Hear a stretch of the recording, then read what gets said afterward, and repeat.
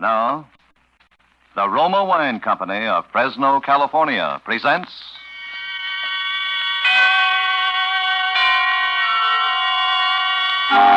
Suspense.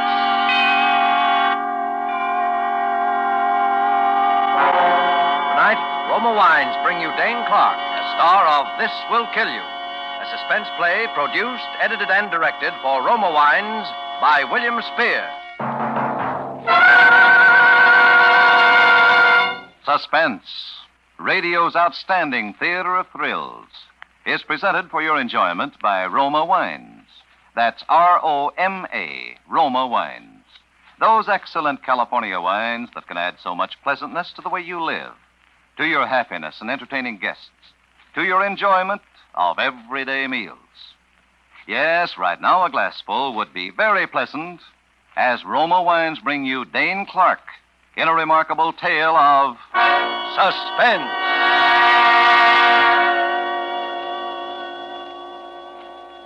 Listen, get a load of this. This'll kill you. I got a story that should be written up by one of those big magazine writers. Only mine is true. The whole thing is true, so help me. You know, they say truth is stranger than fiction, don't they? Well, get this. I was working down at the Acme Engineering, an outfit making hydraulic valves for gun turrets, and we had a foreman named Charlie Harris, one of those big, good-looking guys who thought he was a big shot because he was a boss. Well, this guy was always picking on me. Like, for instance, one morning I come to work a few minutes late, and this Harris says, Well, good afternoon, Jordan. Save those gags for Jack Benny. It's only 8:15. Well, get here at 8 and you'll be spared my sense of humor. Ain't a guy got a right to get here a couple of minutes late once in a while? Yeah, sure, once in a while, Joe, but not every other day. Oh, gee, Charlie, my alarm clock's on a bum. You know you can't buy a new one these days. Oh, save that for the teacher. Now, come on, Joe, come on, get on the ball. Save that for the teacher, he said. Always throwing up to me that he graduated from engineering school and I never even had a chance to go to high school. As if you need an education to be a smart guy. Well, I could tell you 100 guys who never even went to school could buy and sell that guy $1 million. Well, that's another story. Anyway, this Charlie Harris kept giving me the needle. Joe, can I talk to you for a minute? What is it now, Chief? Quit calling me Chief. Now, look, kid, look. I don't know what's wrong, but you're slowing up. The other boys are turning out 100 parts a day, and you're only averaging 80. Now, what's the trouble, Joe? Well, I don't know. My eyes hurt. This work gets tough on the eyes, and I got to stop once in a while. My eyes hurt bad. You complained last week, too, Joe, and the company doctor's report said there was nothing wrong. Ah, what does that quack know? All right. Now, quit the complaints and get on the job, Joe. We've still got a war on our hands, even though you and a lot of other guys have forgotten it since Germany took the count.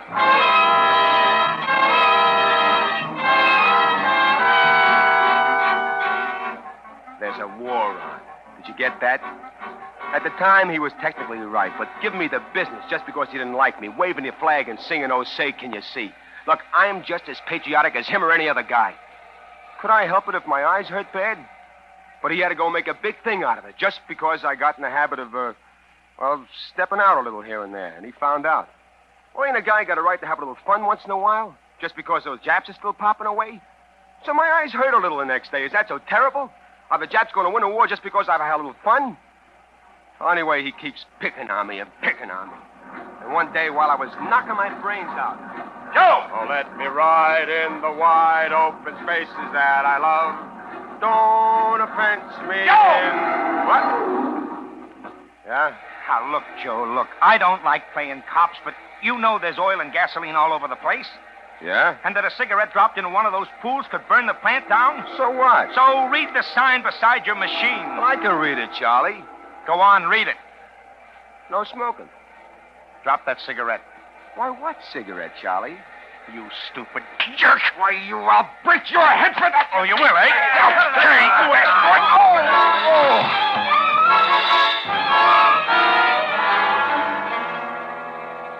I would have mobilized the guy, but he hit me a lucky punch.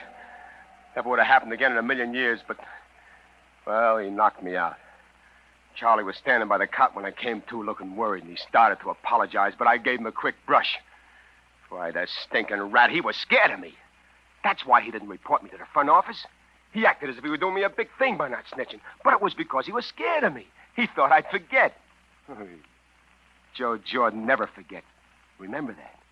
And Joe Jordan always gets even. But I played my cards right. I didn't let him know I was still sore. Now, that was smart, wasn't it? I went on working as if nothing happened, even though the rest of the guys started picking on me, too. Because he was a boss and they were trying to get in good with him, they kept it after me every day until I thought my head would explode, always rubbing it in. Hey, Jack Dempsey, still leading with your chin? Quit using my tools all the time, Joe.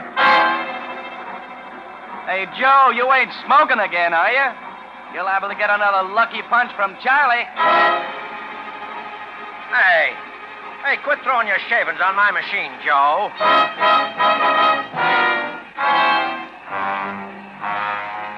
I used to get splitting headaches and the pounding on my brain. Well, you would, too, getting it from all sides like that, wouldn't you? It wasn't so bad during the day. The machine drowned out the noise in my head, but at night, that pounding would start, steady like my machine, banging away all the time so I couldn't sleep. It might have got another guy, but not me. Not me. I'm too tough. And I got plans for Joe Jordan. Be a big guy someday with my brains. No foreman of some small-time outfit. Be head man of the biggest shop in town with a classy car, a big house with servants, and a beautiful wife. Yeah, beautiful wife. And I had her all picked out. Her name was Harriet Slayton. She was a stenographer at Acme. All the guys was on the make for her, but, well, she had a yen for me. Not that she ever said anything, but I can tell. You see, I know dames. Well, at the water cooler this day, I managed to bump her as I got a paper cup and... Oh, pardonnez-moi. Oh, you speak French. Oh, a little. I knew a guy from Paris, France once, and he taught me a couple of things. Cherchez la femme. Comentes, allez-vous. Quite an accent. Excuse me, Joe, I gotta get back. No, wait a minute. I got a lot of accomplishments. I'm a good dancer, too. Did you know that I took second place in the jitterbug contest at Ocean Park last year? No, I didn't. Huh? The Lindy? No, I'm sort of on the conservative side. Well, I can do the square stuff, too. We must have a dance sometime. Excuse me, Joe, I No, must... wait, Harriet, I just happened to think, how about going on a company dance with me on Friday? I'm very sorry, Joe, but I can't. Why, aren't you going? Yes, but I have a date with Charlie. Charlie who? Charlie Harris.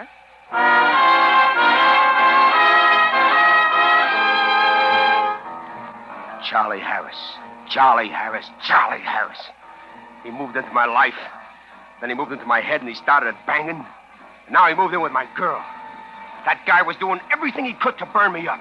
He knew I was going to ask Harry to the dance, but he beat me to it. Okay, I said to myself, I can wait a week. But I'll get to dance with that little lady, and once I get her in my arms and I show her a couple of steps, she won't want to dance with him again. Well, it was a long week, and I kept hearing reports that Charlie and Harriet were engaged. But that was just to burn me up, see? And then came the dance. Hey, didn't you bring a dame, Joe? I got a doll here, pal. Where is she? Dancing with some other guy? Yeah, she's dancing with some other guy.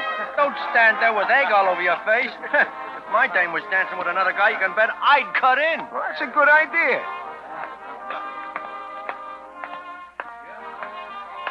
Pardon me, I'm cutting in. Oh, no, you're not, Joe. Look, I wasn't asking the pleasure of you, Charlie. Now, if you don't mind... It's our favorite number, Joe.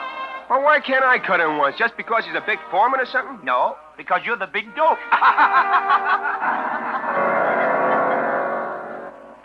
Dope. Did you get that? He called me a dope. But he didn't know I was smart. You know, all good things ain't on the surface, you know. I went home, I tried to sleep, but the pounding on my brain was coming like a sledgehammer. Bang, bang, bang, bang, and I could hear her laughing at me. That dirty, double-crossing dame, laughing at me. And the bang in my head was coming louder and louder and crashing against my brain, exploding on my forehead. And then the pounding stopped.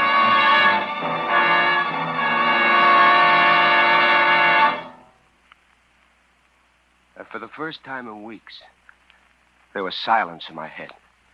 That soft, cool quiet, like Sunday morning when you were a kid and no one was awake in the house but you.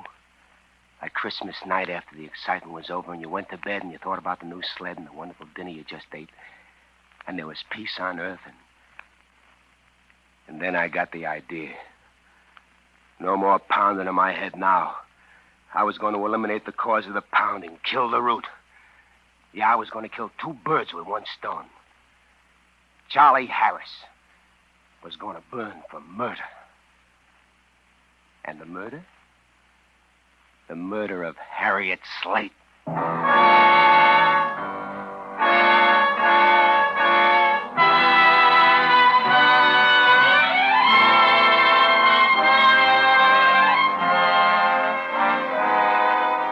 For Suspense, Roma Wines are bringing you as star Dane Clark in This Will Kill You by I.A. Finley. Roma Wines' presentation tonight in radio's outstanding theater of thrills, Suspense.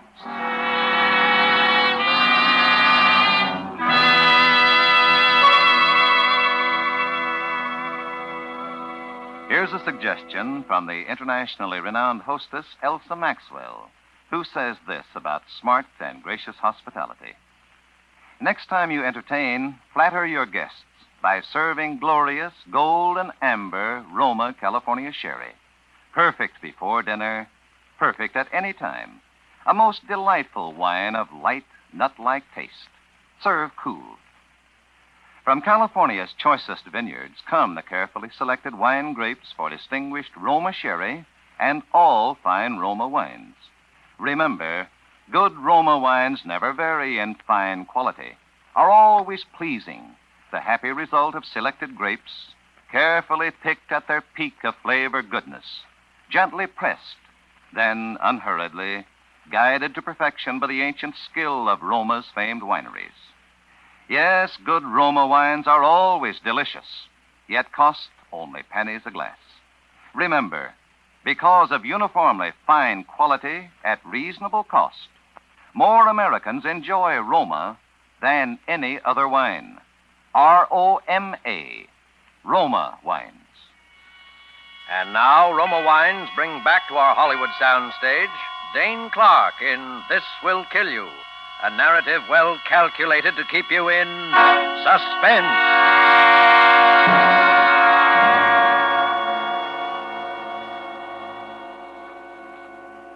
Are you still with me? Well, listen. Like I was telling you, I decided to kill Harriet and pin the rap on Charlie. Fooled you, didn't I? You thought I was going to knock off Charlie myself, didn't you? No. The law was going to do that. You see? You get the switch? Now get this. I knew how I was going to knock off the dame, and I knew how I was going to pin the blame on Charlie. But the only thing missing was a motive. You understand the motive? So before I killed her, I started supplying the motive. Every day down at the plant, I dropped something here and I dropped something there to the guys. Hey, I just heard that Charlie and Harriet was having an argument down the hall. Oh, love a spat, probably. No, I understand things aren't so hotshot between those two. Oh, you're crazy, Joe. Well, that's what I heard. Hey, Charlie's been doing a lot of bowling these nights, hasn't he? Yeah, he loves it. Well, he didn't seem to when he and Harriet were so palsy-walsy. I heard something about that, but I don't believe it. No, I do. I heard him arguing plenty in the hall the other day. Say, did you hear that Charlie and Harriet had a big blow-off last night? Something about another guy? Yeah, I heard things weren't going so hot with those two lately. Hey, listen, did you hear that Harriet and Charlie had a big scrap the other night? Old news, Marty. It's old news. I understand she's got a guy up north, and Charlie is burning. Oh, he ought to bust her head wide open. It'd serve her right for two-timing a white guy like Charlie.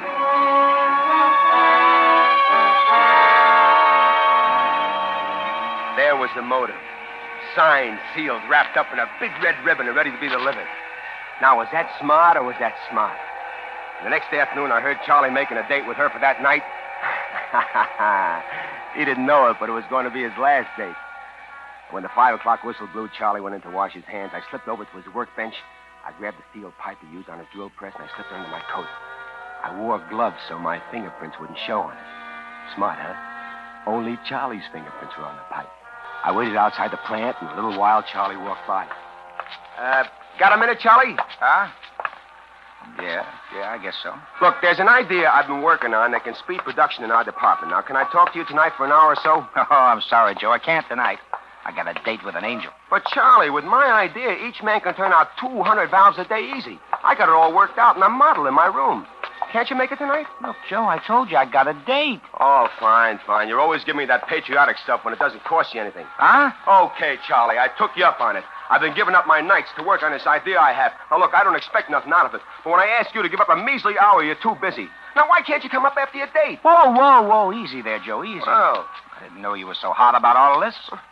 Okay, if it means so much to you. Look, suppose I leave my girl about 11 and get to your room a few minutes later, huh? Gee, you're swell, Charlie, swell. I'll be waiting for you. Now, look, I may be out for a minute or two to get a pack of butts or something, but the door will be open, so will you wait for me? Yeah, sure. Okay. I'll see you later. You sure will.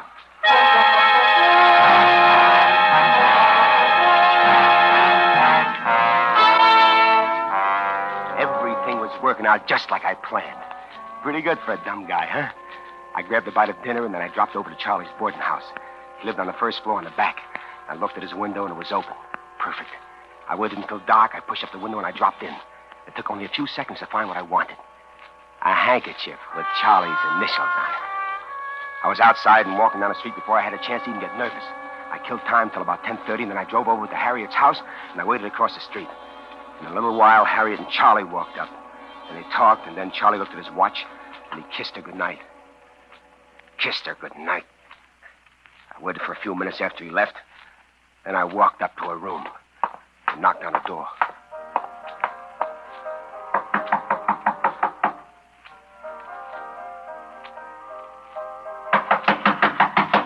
Who's there? It's me, Harriet. It's Joe Jordan. I got something to tell you about Charlie.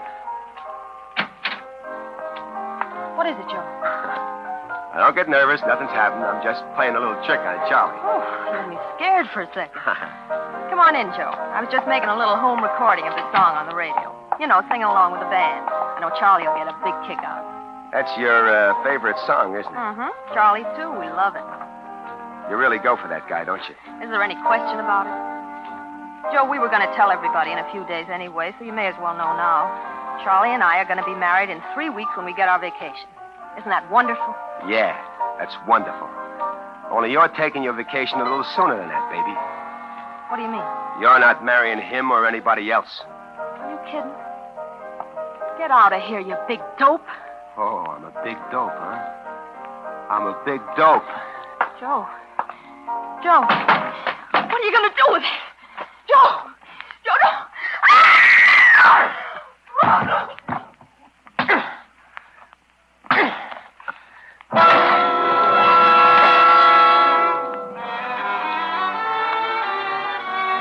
I did it. It was done. I looked at the clock. It was 11:10. He'd just be getting to my room now. 5 minutes to kill. Hey, did you get that? Now I had time to kill. That was a good one, wasn't it? I dropped Charlie's handkerchief on the floor, then messed up the joint to look like a struggle. And I waited till 11:15, and then I smashed the clock. It stopped dead. Did you hear that one? The clock stopped dead. Good, huh? I dropped the steel pipe on the floor, blew the place fast, and raced home. I ran up the stairs worried that maybe Charlie had left, but he was still there. Well, where have you been, Joe? I was just getting ready to leave. Oh, I'm sorry, Charlie. I got stuck. Oh, okay. Where's the model you were talking about? Oh, gee, I'm sorry to drag you all the way over here for nothing. Huh? It's still at the welder's. I thought it would be here sure by tonight. Can we make it tomorrow? Oh, you're a corker, Joe. You've messed up my whole evening. I sure did.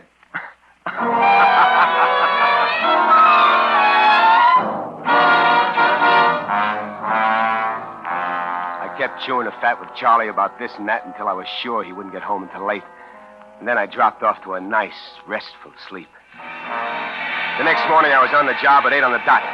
Charlie was there already, but that didn't worry me. It wouldn't be for long. And about an hour later, the kid from the front office came up and said something to Charlie, and he left the shop. Now, that was it. Those were the dicks, and Charlie was a dead pigeon. I went on with my work, not doing very much, just faking, because I knew I was going to be next. And I was. The same kid came at lunchtime and told me I was wanted at the front gate. Got a little nervous when I saw the two big coppers, but as soon as they spoke, I felt it was going to be all right. Joe Jordan? Yeah? Yeah, that's me. I'm Lieutenant Sullivan, Homicide Squad. It's Sergeant Carter. Hello. Hop in. Hope you don't mind coming down to headquarters with us when I ask you a couple of questions. No, I don't mind. What's it all about? Where were you last night, Jordan? Last night? Well, I hit the hay early. What time? I was awful tired. I had a tough day at the shop yesterday. I guess it was about 9:30. Did you see Charlie Harris last night? No, I saw him when we left the plant yesterday about 5, but... Hey, wait a minute. Where's Charlie now? He left the shop about 10 this morning. Never mind. But he says he was in your room at 11:15. He says he was in my room and look. Well, maybe he was. No, Charlie Harris is a white guy. He don't lie. If he says so, then he's probably right. I thought you said you went to bed about 9:30. Well, I did. Maybe I was asleep when he came, and maybe I was talking in my sleep when he was there. You know, I wouldn't want to do anything that contradicts Charlie. Say, what are you guys trying to pin on me? If Charlie's in a jam, I got to know what he said because I got to back him up. Save it, kid. Tell me, Huh? do you know Harriet Slate? Why, that no-good two-timing dame double-crossing a good guy like Charlie. Why, you know, he was telling me yesterday when we left the plant yesterday that he was going to get us settled last night once and for all. As a matter of fact, he... Say, what are you guys smiling at? Did I say something? Why, did I say anything to make Charlie... Did Charlie...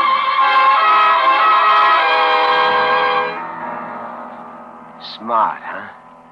I handled that smart, didn't I? Do you see now how I worked the whole thing out? Every little detail? Remember now how I planned it that night in bed when the pounding stopped like I told you before? Oh, the trial was a cinch. The DA had all the evidence he needed and a little more. Charlie was with her that night? Proved. The steel pipe was his, wasn't it? Proved. They were his fingerprints on it, wasn't they? Proved. And the motive? The boys in the plant furnished that. They were perfect witnesses.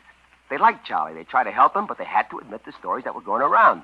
And the piece de resistance, that's French, you know, was the way I knocked his alibi for a loop.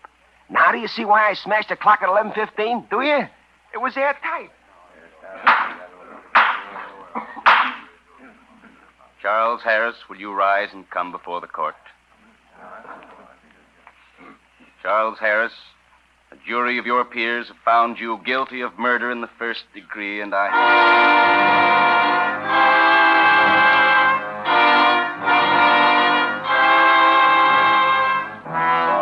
boy, what a day. You should have seen him.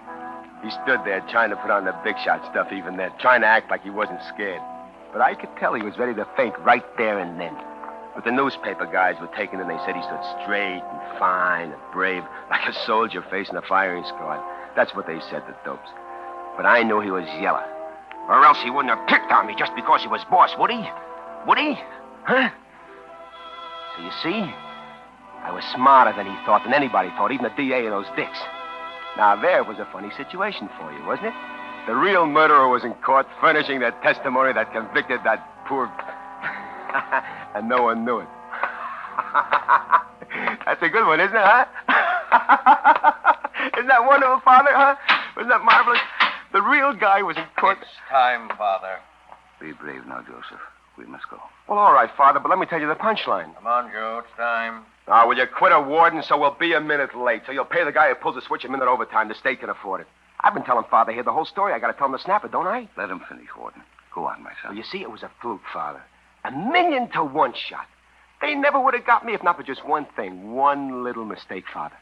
You see, the night I knocked the doll off, she up and told me that she was making a recording of that song on the radio. She told me, do you hear?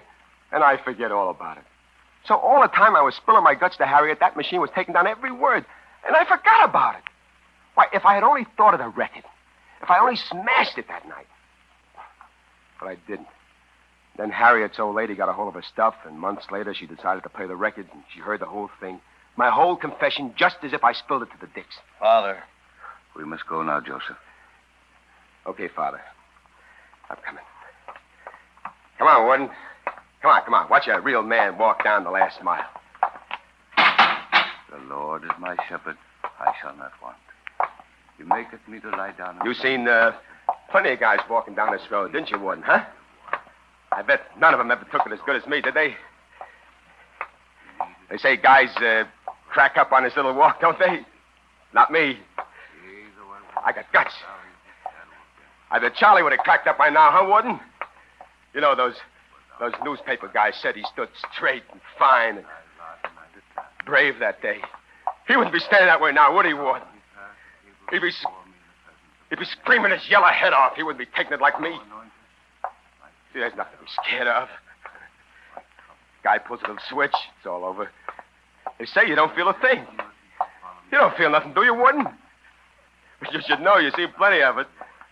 It doesn't hurt. Does it?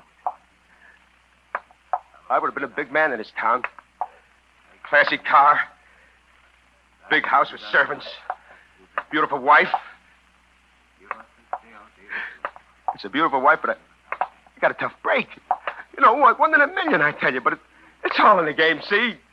Come see, come saw. It's French, you know. I'm taking it pretty good, ain't I? Nobody take it like me. Nobody. Not many of them, do they? Do they, Warden, huh? Huh? Do you think the paper will say I stood straight, fine, and brave? Like a guy facing the firing squad, huh? Do you? I'm taking it pretty good, ain't I, Warden?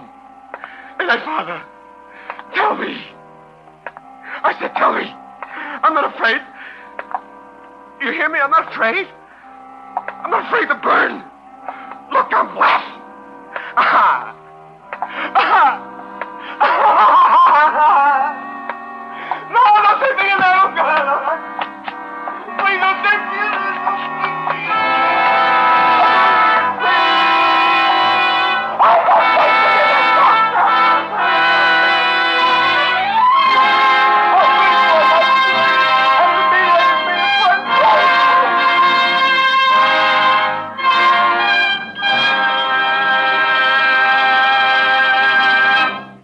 Roma Wines have brought you Dane Clark as star of This Will Kill You. Tonight's study in Suspense. Before Dane Clark returns to our microphone, this is Truman Bradley for Roma Wines, the sponsor of Suspense. As the temperature goes up, so does the popularity of tall, frosty, thirst-quenching drinks. And as Elsa Maxwell recently said, one of my favorite iced drinks, and one everybody enjoys, is the delightful to look at, delicious to sip Roma Wine and Soda, made with distinguished Roma California wines. And, Miss Maxwell might have added, made so easily, too. Half-fill tall glasses with Roma California Burgundy or Sauterne. Add ice cubes and sparkling water and a bit of sugar. And for a decorative touch, garnish with fruit or cherries. Good Roma wine is unvaryingly delicious, always pleasing, yet costs only pennies a glass. And next time you use vermouth, choose Roma vermouth, sweet or dry. Zestful, full-flavored Roma vermouth is blended and developed with all the traditional winemaking skill of Roma wineries, is made and bottled in the heart of California's famous vineyards, yet surprisingly low-priced. Try Roma vermouth soon, won't you? This is Dane Clark. It's been a great pleasure, as always, to make an appearance here on Suspense. Mr. Spear wanted me to pass along to you the word, which I know will be of interest to many thousands of listeners, and that is that 2 weeks from tonight, on September the 6th, in response to overwhelming public demand, Suspense will again bring you the Lucille Fletcher Study in Terror, Sorry, Wrong Number, starring Agnes Moorehead. That's the show you remember about the woman on the telephone. It's certainly one of the landmarks of radio. Next Thursday, you will hear Peter Lorre in a suspense play which also promises to be most unusual. I know you will want to be listening as I will. Dane Clark appeared through the courtesy of Warner Brothers and is currently being seen in their production, Pride of the Marines. Next Thursday, you will hear Peter Lorre as star of Suspense, radio's outstanding theater of thrills. Presented by Roma Wines, R-O-M-A, made in California for enjoyment throughout the world. This is CBS, the Columbia Broadcasting System.